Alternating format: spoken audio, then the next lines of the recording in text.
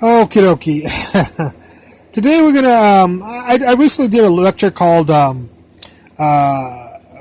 "We Derived the Relativistic Schrodinger Equation for Quantum Mechanics," and there was one step that I didn't do the algebra for. I assumed that you guys were wary of it, but it's a little bit of an intense derivation, so I decided to include it in another lecture. I didn't want to include it in the first lecture, but because I thought it would obfuscate the derivation of the equation. So I put this as a separate thing. I'll put the link of the other lecture in the description of this thing, and then I'll put the link of this to the other lecture. All right. Anyways, what we needed to prove was that the kinetic energy plus the rest energy parentheses squared equals momentum squared, speed of light squared, plus rest energy squared. So this we need to prove is equal to these two. Sorry about this mess. So let's get started. We're going to square this out. So this squared plus 2 times this, FOIL it out, plus this squared right here. This stayed the same, this stayed the same. The kinetic energy in relativistic dynamics is the total energy minus the rest energy. So we're going to take this and plug it into here. I'm going to take this and plug it into here, right there. So if you plug this into here, you have to square it. This squared is this, minus 2 times this is this. This squared is this. 2 is here. E0 is here. K is E minus E0. K is E minus E0. This is this. This is this. This is this. Okay. Well, we can cancel this with this. Here's minus 2E0E. Here's plus 2E0E. So this cancels with this term right here. The other thing is, here's the E squared right here. Here is 2E0, a negative 2E0 squared. Here's positive 1E0 squared. Negative 2 plus 1 is negative 1 E0 squared. And there's that right there. So this becomes this. Okay. Now, E is E0 over the square root of 1 minus V squared over C squared. So I'm going to take this and plug it into here. And we'll get this.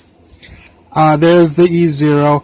P is M0V divided by the square root of 1 minus V squared over C squared. So I'm going to take these people and plug them into those people, and you'll get these people right here, and there's the C squared right there. All right, so this becomes this if you plug those two equations into here. Notice I didn't want to write out the square root of 1 minus V squared, but I just wrote it as square root, square root. That's not an R, it's a square root. All right? Just being a little bit lazy. All right. Well...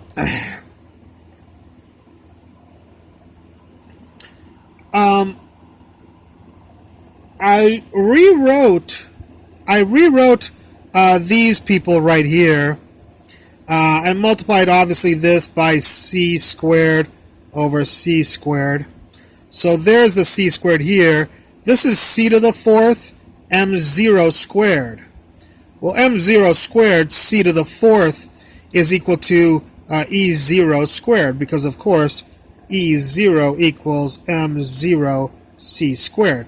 So this squared is this squared, this, and this. So this and these people became this person. This person is right there. This square root is right there. Nothing happened to him. And then V squared, nothing happened to him. All right? All right. So that's all that happened between here and here as I transformed this to E0. Just to make it a little bit easier, because now what we're going to do is multiply both sides of the equal sign by square root squared divided by E0 squared. So this times this, those cancel, this times this, these cancel, we'll get 1. This times this, the E0 squareds will cancel, you'll get square root squared. And this times this, This will cancel with this will cancel with this, so you'll get the v squared and the c squared.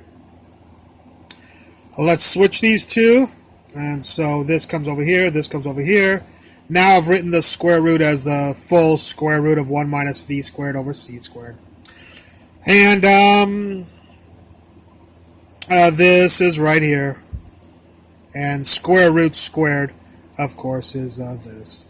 So this side equals this side, which means this is true, this is true, this is true, this is true, this is true, this is true, this is true, and this is true, that kinetic energy, relativistically speaking, kinetic energy of a particle plus the rest energy squared is equal to the momentum squared of the particle, speed of light squared, plus the rest energy squared. All right? So there's your proof for that goes along with the lecture, or can stand alone if you ever were wondering how to prove this. I hope you enjoyed this lecture, and I look forward to any comments you have at the bottom. Thank you very much for watching.